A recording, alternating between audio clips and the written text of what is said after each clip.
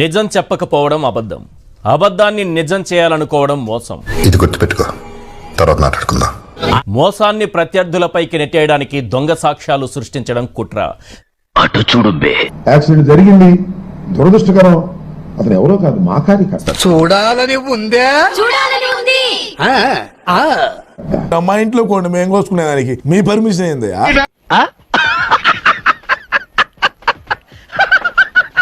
వ్యవస్థలను గుప్పెట్లో పెట్టుకుని కంటికి కనబడకుండా కుట్రను అమలు చేయటం కుతంత్రం. జగన్ వాహనానికి సింగయ్య బలి. పాము తన పిల్లలను తానే తినేసినట్లు ఓదార్పు యాత్రలు పరామర్శల పేరుతో జగన్మోహన్ రెడ్డి సొంత కార్యకర్తలు తీసుకుంటున్నాడు. ఇలాంటి రెకరెకలు కూడా ఉన్నాయన్నమాట మన దగ్గర.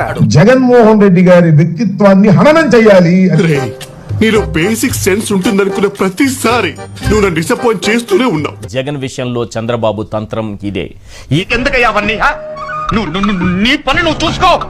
ఈ నెల 18న జగన్ రెంటపాల పర్యటనకు వెళుతున్న సందర్భంలో జగన్ వాహనం ఢీకొని ఓ వృద్ధుడు మరణించాడని జనరల్ గా చెప్పాను రా, నేను సీరియస్ గా తీసుకున్నాను. గతంలో వైఎస్ఆర్సీపీ నాయకుడు తమ్మినేని సీతారాం చెప్పినట్లు వస్తున్నాయి వస్తున్నాయి జగన్నాథ రథ చక్రాలు. బాబు అదమని చెప్పేసుకుంటున్నాడు. వస్తున్నాయి వస్తున్నాయి జగన్నాథ రథ చక్రాలు, జగన్నాథుడి రథ చక్రాలు, జగన్మోహన్ రథ చక్రాలు.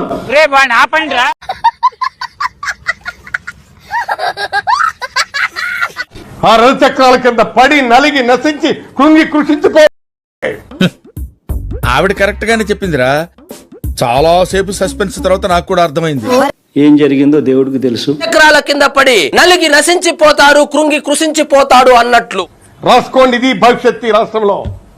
జనరల్ గా చెప్పాను రా, నేను సీరియస్ గా తీసుకున్నాను. పర్మిషన్ లేకుండా వచ్చాయి జగన్మోహన్ రథ చక్రాలు.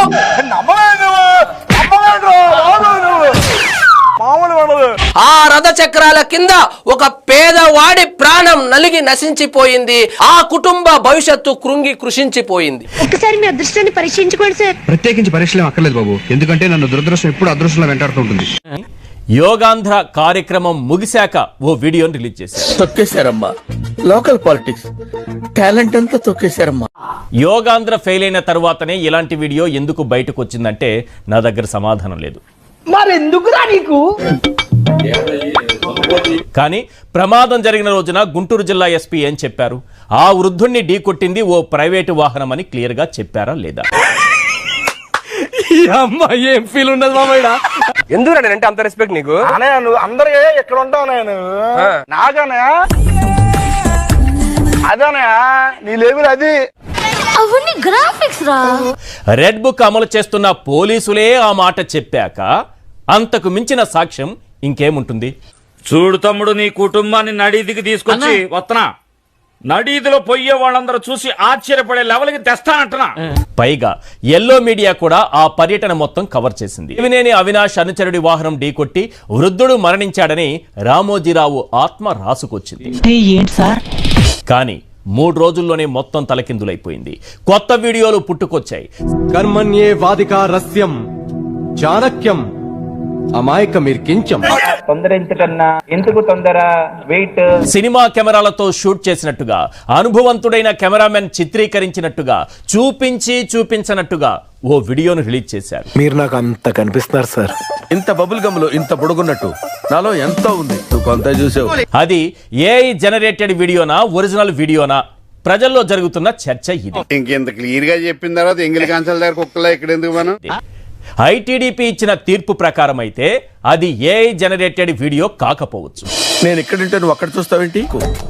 వాళ్ళ ఎంటర్టైన్మెంట్ ఇస్తా, నువ్వు వాడుకో, వాళ్ళ ప్రొటెక్షన్ ఇస్తా. కానీ ఒరిజినల్ వీడియోనే అయితే నిజంగా జగన్ వాహనం వల్లే ప్రమాదం జరిగి ఉంటే ఇది గుర్తుపెట్టుకో, తర్వాత మాట్లాడుకుందాం.